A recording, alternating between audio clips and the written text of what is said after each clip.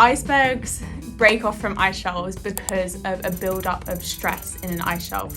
So an ice shelf is a bit of ice that is floating above the ocean, but is connected to the ice inside of Antarctica.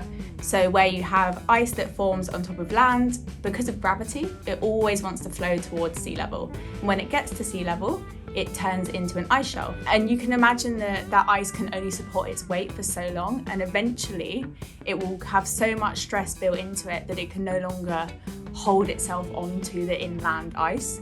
So it snaps, and that's when you get icebergs produced from ice shelves. The size of an ice shelf depends on a lot of different things. It can depend on how quickly the ice is flowing off of Antarctica.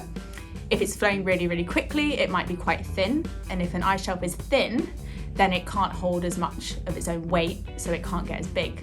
If it's flowing really slowly and it's got lots of mountains and land around it to keep it sort of tucked in, it might be able to get a lot bigger because it's got other things supporting its weight.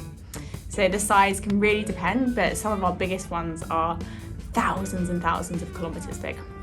Depending on how quick a glacier is flowing or what is sort of capturing that ice shelf, so whether or not there's land around it, how thick it is, it can change how many icebergs it is producing.